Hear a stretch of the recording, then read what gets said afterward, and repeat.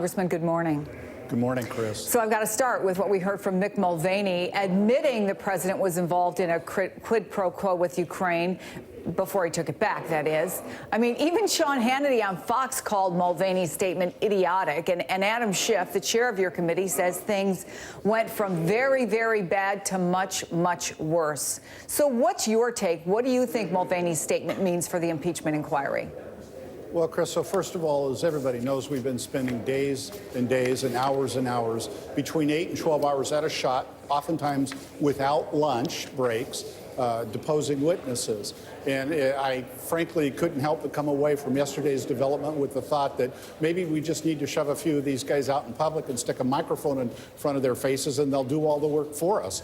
Look, this is a part of the same old pattern of the Trump administration. Deny, deny, deny. And when that doesn't hold up under the weight of facts, then say, yeah, we did it, but it's okay, and an attempt to normalize it.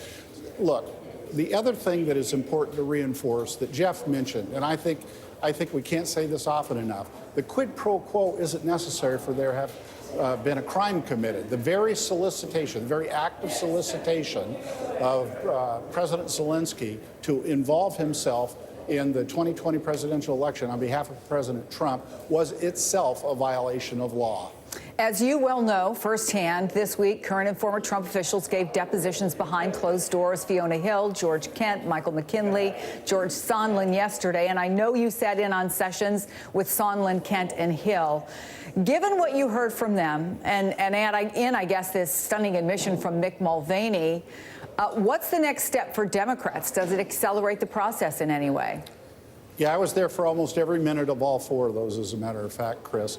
And the metaphor that I like to offer is that it's as though we're using an old 35mm camera and we're rotating the lens in order for the picture to come into clearer and clearer focus, higher resolution. We're already above basic cable focus on what went on here, the depth and breadth of it. We're on our way to high definition, but from each and every is high definition, just so I understand the analogy, is high definition drafting articles of impeachment? Well, I think there's some people that would be willing to do that, frankly, with basic cable resolution. Are you one of them? Are you at that point? I think that the president has committed impeachable offenses. Yes, Chris, I do. And so it's time to move forward. If Nancy Pelosi came to you or the chair of the judiciary came to you and said, is it time to draft articles of impeachment, your vote would be yes. I think that there's a lot of additional information to be gained that will help other members reach their conclusion, whether it would be to vote yes on articles of impeachment or not. So I think there is additional work that would be of productive value for us to continue. And indeed, I'm looking forward in particular, for example, to hearing from Ambassador Taylor next week, in large part as a consequence of the nature of the language that he used in his text exchanges with Ambassadors Volker and Sondland.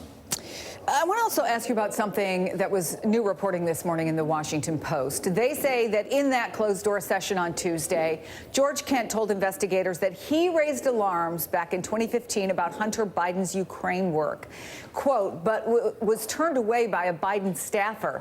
Kent said he had concerns that Ukrainian officials would view Hunter Biden as a conduit for currying influence with his father. Now, I know you're limited as what you want to say about what went on behind closed doors, but did you hear anything that would undercut your investigation in any way or give fuel, do you think, to Republicans who want to turn attention to Joe Biden?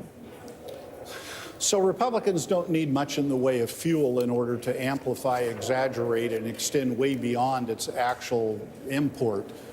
Somebody's passing reference to anything. But Chris, unlike some of my colleagues, unfortunately, I will tell you I am keeping good faith as a matter of integrity with not revealing specific content of questions and answers in the deposition. That's why they're depositions. These aren't hearings, they're depositions, and these witnesses are being deposed so that they cannot learn of one another's testimony so as to have it coordinated and to affect it. And frankly, some of which has not been said often enough, Chris.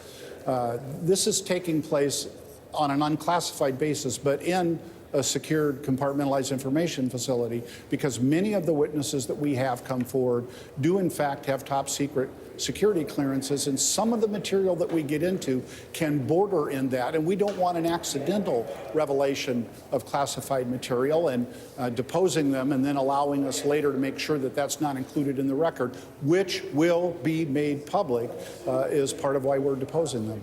Congressman Danny Heck, I appreciate you taking the time to talk to us on a Friday. Thanks so much, sir. Thank you, Chris. I want to now bring in two veterans of the